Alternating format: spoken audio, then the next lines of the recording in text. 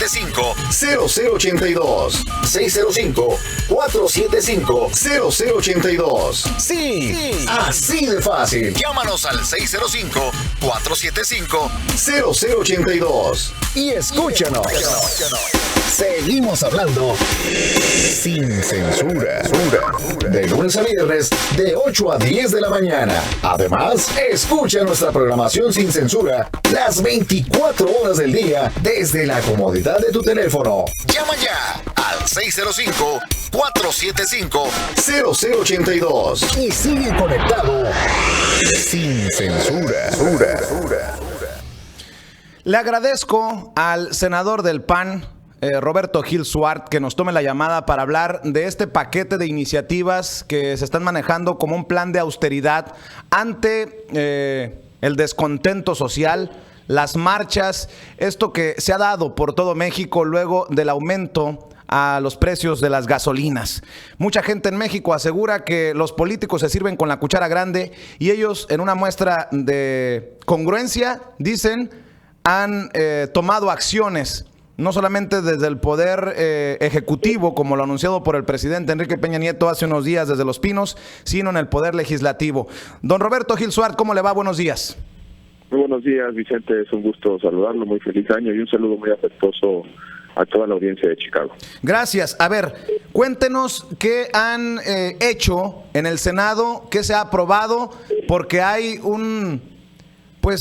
permítame utilizar la palabra que ya se ha hecho costumbre, un encabronamiento, porque el pobre pareciera que es el que se ajusta el cinturón en momentos de crisis y tienen la idea de que ustedes, los políticos, se siguen sirviendo con la cuchara grande. En el Senado se tomaron medidas, cuénteme.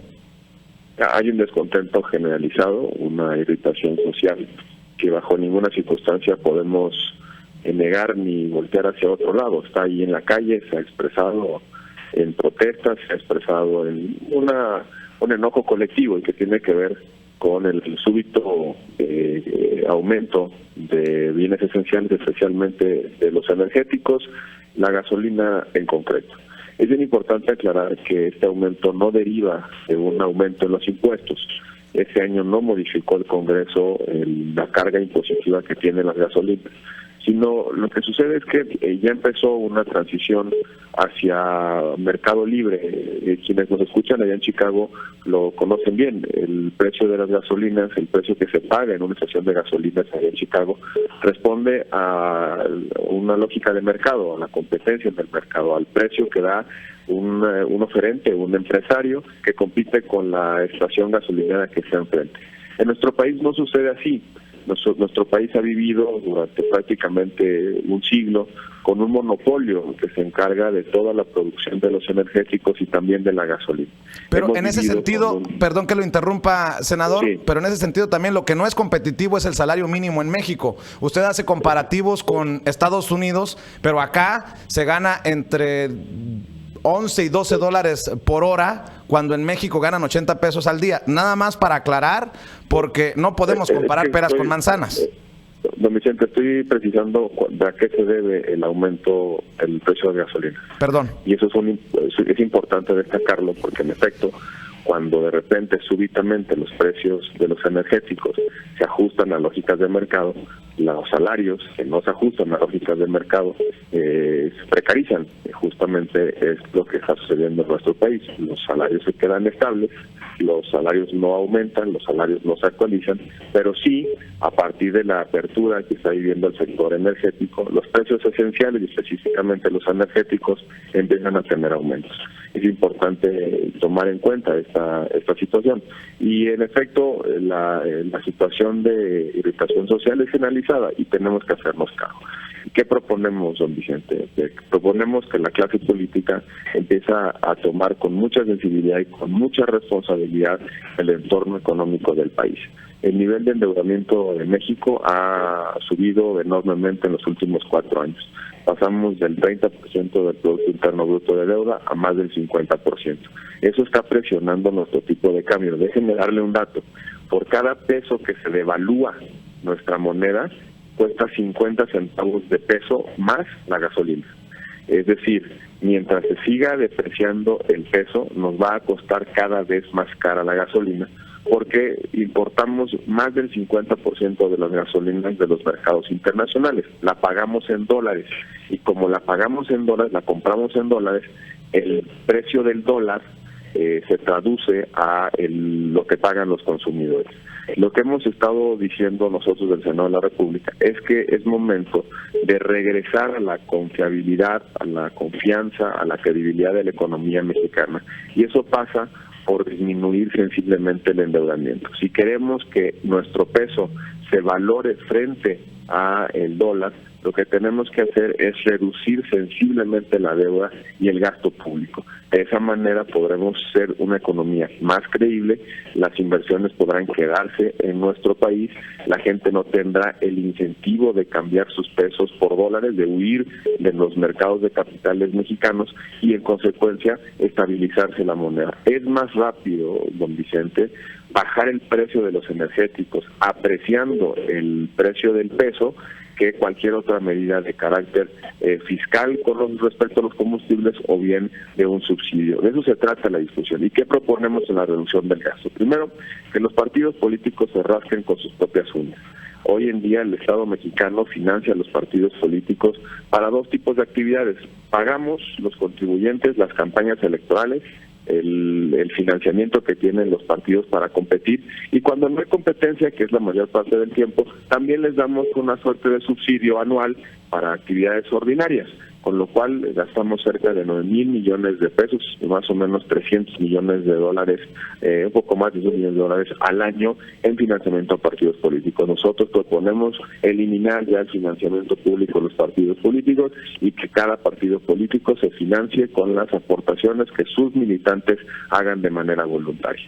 Por el otro lado, también proponemos compactar la administración pública, hacer más chica la burocracia, eliminar algunos fondos y programas que son absolutamente ineficientes, que no le cambian la vida a las personas. Más o menos proponemos una reducción del gasto público de aproximadamente 500,000 millones de pesos. Es un monto sustancialmente importante que puede disminuir sensiblemente el endeudamiento de nuestro país y que la economía mexicana vuelva a ser creíble para los entornos internacionales. Si nos bajan la calificación los mercados internacionales, México podría estar enfrentando una nueva crisis de final de sexenio. Don Roberto Gil Suart habla de confianza, y creo que el mexicano de a pie, el mexicano pobre, el mexicano que se rasca, hablando en términos que usted lo ha puesto con sus propias uñas, en quien no crees en el político que por años ha recibido incluso bonos o vales para pagar esa gasolina que no puede pagar el mexicano trabajador. Si hay un sector en la sociedad mexicana desacreditado, son ustedes, los políticos. ¿Está de acuerdo con esto? Yo creo que en todo el mundo, no nada más en México. Sobre todo en México. Lo que ha sucedido.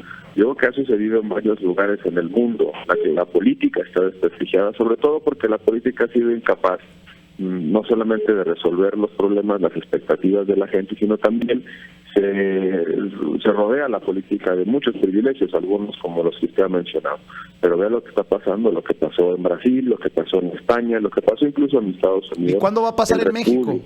Ya está pasando en México y en muchos lugares del mundo, insisto, las sociedades están siendo cada vez más exigentes con respecto a sus políticos y es momento de mostrar sensibilidad. Parte de la propuesta que hemos hecho es reducir los privilegios de la clase política, no seguir generando beneficios por estar al servicio de la gente, por estar en la política, por trabajar en el gobierno, y es parte de la agenda que nosotros estamos impulsando. Estamos proponiendo una ley de salarios máximos que, por cierto, el partido en el gobierno se ha opuesto desde hace muchos años, el PAN la ha propuesto desde prácticamente hace 10 años y el PRI no ha querido avanzar en esa agenda. ¿De qué se trata la ley de salarios máximos? Que nosotros los políticos paguemos nuestra gasolina, que paguemos nuestro café, que paguemos nuestras... como cualquier ciudadano, y que las prestaciones, o mejor dicho, el pago, el salario que reciben los políticos quienes trabajan en el gobierno, sea un salario objetivo, un salario racional, un salario que se compare con el mismo trabajo que se realiza en el sector privado. Don Roberto, perdón que lo interrumpa ahí. Usted menciona que paguemos por nuestro café. ¿También por el café de los legisladores pagaba en su momento el mexicano o paga? No, sucede que, bueno, como también en cualquier institución pública, las instituciones, las secretarías de Estado, las cámaras, pues compran café para suministrarlo a quien realiza actividades. ¿Y por eso paga el mexicano también? Y por eso es parte de los presupuestos y es parte de lo que tenemos que corregir. Tenemos que corregir que hay ciertos gastos que no tienen ninguna justificación. No es únicamente en México donde pasa eso. Déjeme preguntarle, ya que hablaba del partido en el poder, ¿qué piensa de los discursos del presidente Enrique Peña Nieto cuando pide comprensión? ¿Qué piensa de lo que dice el presidente Enrique Peña Nieto cuando dice que hay que jugar en equipo, que hay que tenernos confianza en nosotros mismos? Desde aquí hemos sido muy críticos con esos discursos, o muy ingenuos o muy descarados. ¿Cómo lo ve usted? Los llamados a la unidad sin acciones contundentes, sin decisiones, simplemente son campanadas al aire, son llamadas a misa, como decimos aquí en México. El llamado a la unidad, el llamado a comprometernos, a generar todos un entorno de responsabilidad, predicarse con el ejemplo, y ahí es donde creo que el gobierno actual ha fallado. Han anunciado al menos 3 reducciones al gasto público en los últimos 4 años. Don Roberto Gil Suart, a ver, lo estamos perdiendo, perdón. Nos decía, por ahí perdimos la señal en algún momento. Adelante. Le decía que este gobierno ha anunciado al menos en estos últimos 4 años 3 recortes al gasto público. Y lo cierto es que gasta cada vez más.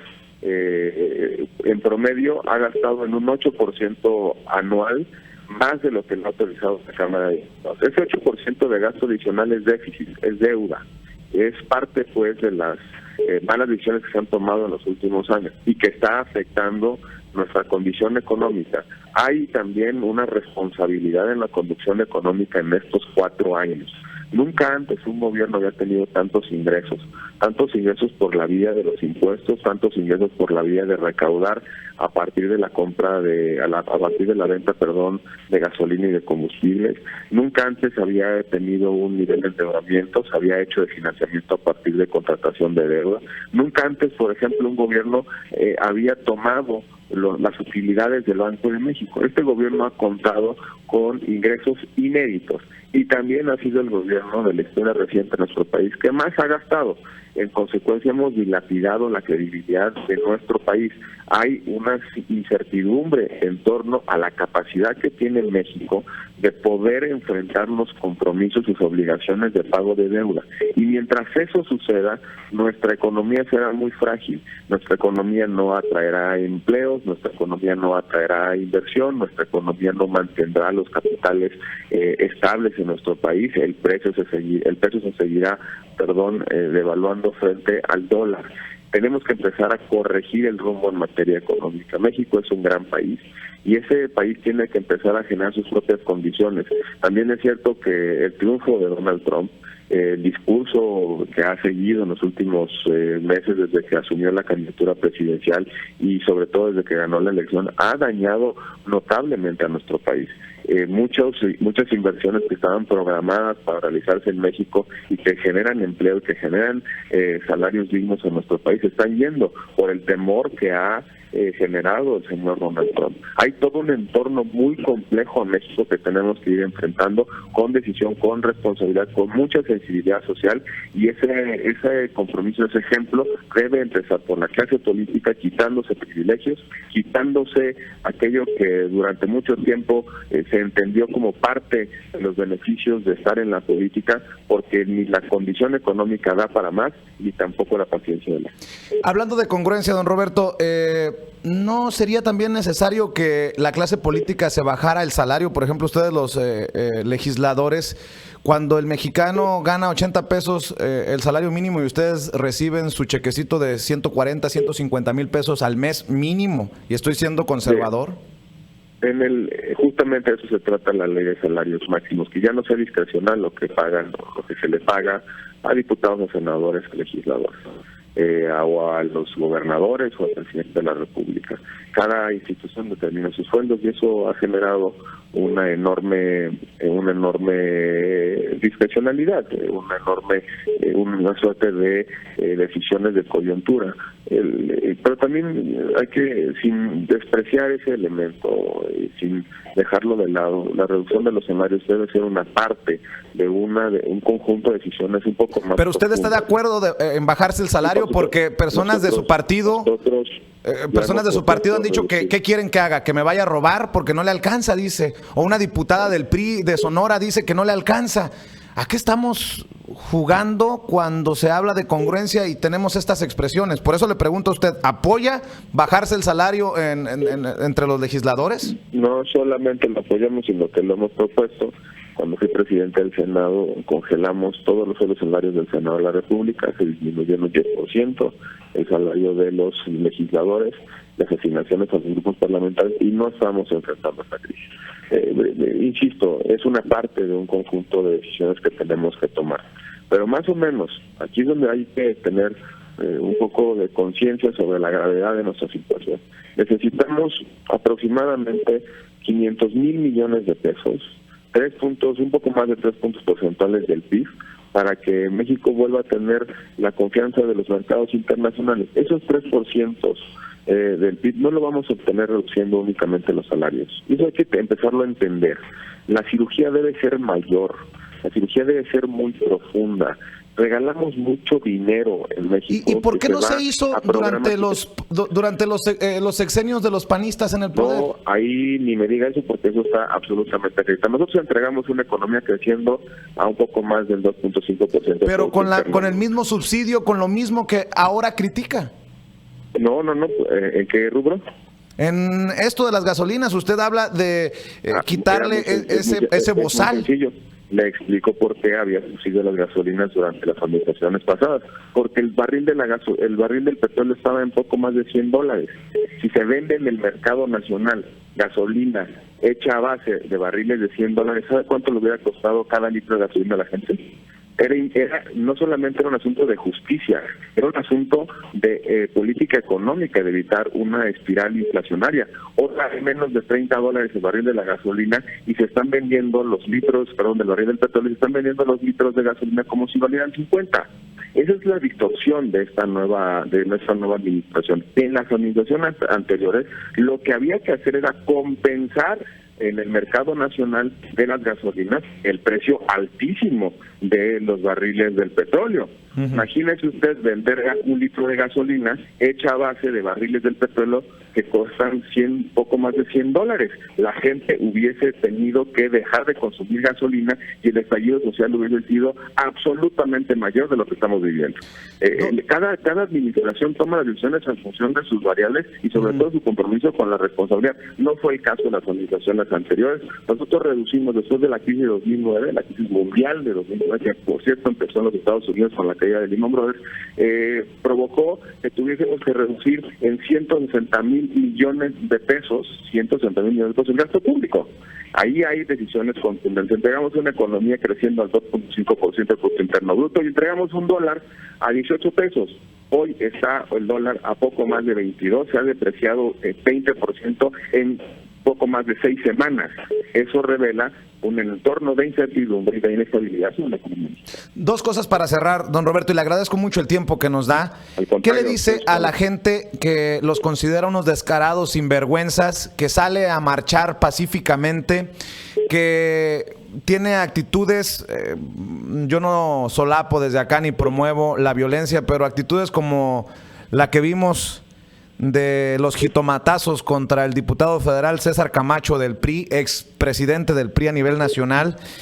¿Qué piensa de estas cosas? ¿Qué piensa? ¿Qué le dice a la gente que está literalmente encabronada con ustedes. Y que tienen razón de estar enojadas y que tienen la razón de exigir a los que están en los controles y en la responsabilidad del gobierno a tomar decisiones oportunas y corregir la situación.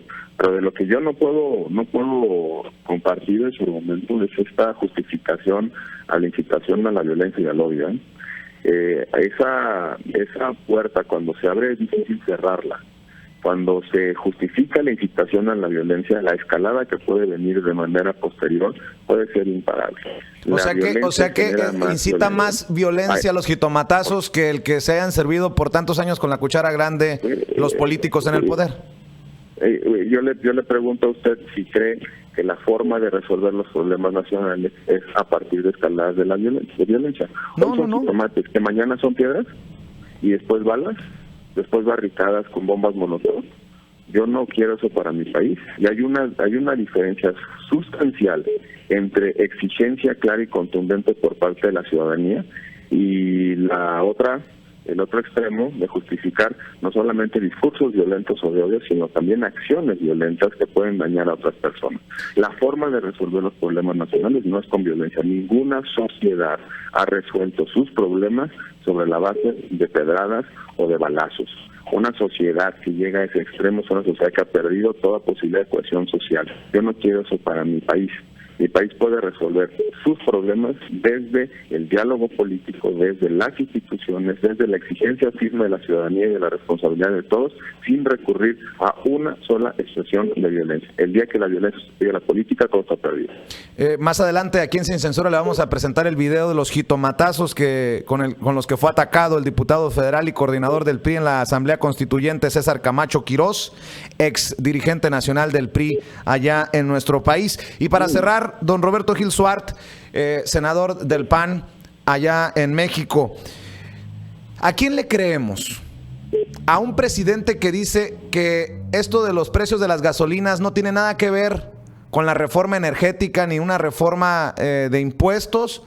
¿O al presidente del Banco de México, Agustín Carstens, quien asegura en sus declaraciones que sí es una situación conectada a las reformas estructurales? Y se lo pregunto porque, digo, ahí está para la historia. Usted fue presidente del Senado cuando se aprobó la reforma energética. ¿A quién le creemos? Le hago la corrección. Yo no era presidente del Senado cuando se aprobó la reforma energética. Bueno, pero ¿usted votó a favor de la reforma energética? Por supuesto, estoy convencido de que México tiene que abandonar el monopolio público. ¿Sabe por qué sale tan cara la gasolina en nuestro país? Además del precio de los insumos, el barril del petróleo y el tipo de cambio. Que nos cuesta mucho la logística. No tenemos inversión logística.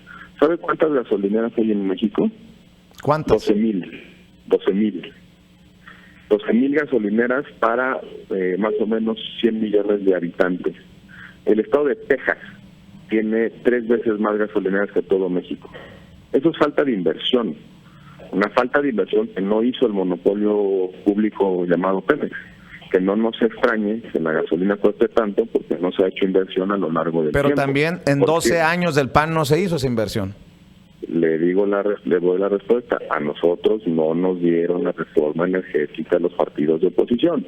Tuvimos que seguir alimentando al monopolio de Pemex y hacer con lo que generaba Pemex lo que puede hacer la inversión privada.